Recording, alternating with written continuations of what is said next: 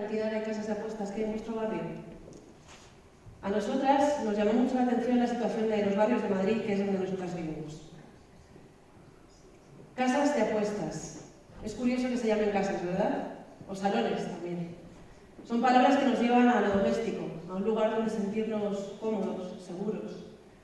Aunque por otro lado tiene sentido, porque estos lugares suelen tener moqueta, una iluminación muy cuidada, una temperatura perfecta, se puede fumar. Y además, los camareros y camareras son súper amables.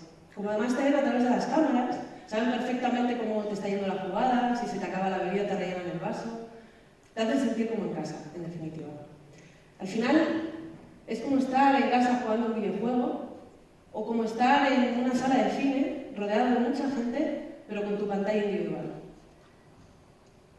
De alguna manera, es como si estuviéramos en plataformas como Tinder o como Instagram, ¿no? En el que pasamos pantallas y vamos consumiendo imágenes o vamos valorando a personas o perfiles casi sin reflexionar. Como ocurre en situaciones como Netflix, estas plataformas que nos proponen un ocio de pensar en casa, de consumir un cine en casa, y en el que nos proponen los episodios casi de manera automática, y en el que consumimos películas que nos aparecen que ya sabe la plataforma que nos va a gustar.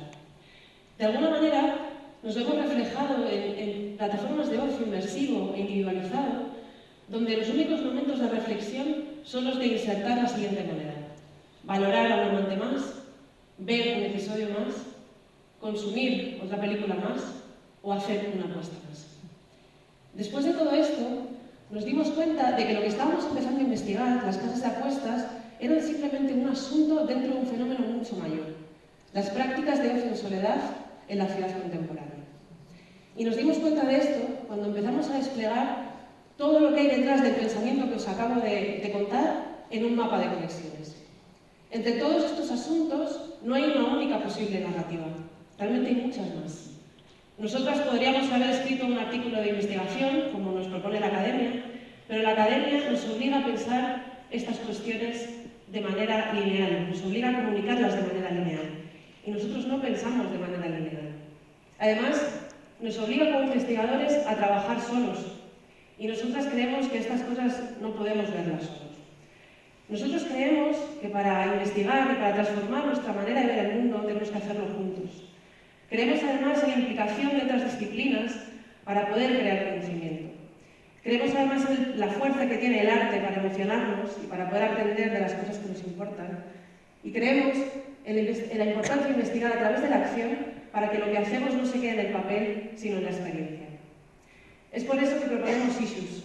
Issues es una plataforma de encuentro físico y virtual donde investigar juntos temas urgentes de la ciudad contemporánea. En Issues nos vamos a juntar una vez al año y después de reflexionar sobre el tema y profundizar en él, proponemos un encuentro cuyo único objetivo es el encuentro en sí mismo, donde darnos tiempo para reflexionar juntos y para poder proponer alternativas críticas. Issues se lanza el año que viene con el tema Forever Alone, prácticas de ocio en soledad en la ciudad contemporánea. Y nos vamos a juntar para vernos motivados y reflexionar juntos a través de una serie de estímulos. Como por ejemplo, una conversación entre una psicóloga experta en juego, en adicciones al juego, y una arquitecta experta en el diseño de casas de apuestas. O también un recorrido por una pieza sonora que reflexiona sobre la presencia de las figuras femeninas en los videojuegos y en los audios de las casas de apuestas. O una acción colectiva en la que se reflexiona sobre el acto del selfie en el espacio público. La plataforma es el lugar donde todas estas acciones se registran y se comparten, y el lugar donde esta manera de pensar aparentemente caótica empieza a encontrar sus conexiones y empieza a encontrar una estructura. Y también es el lugar donde después de cada año se publican los distintos issues que vamos tratando.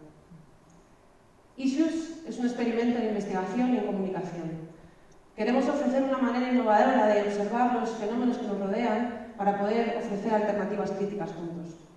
Es por eso que nos encantaría conocer vuestras ideas, vuestras propuestas, para poder construir juntas este primer issue, los que están por venir. Y nada más, muchísimas gracias. ¡Bravo! Gracias.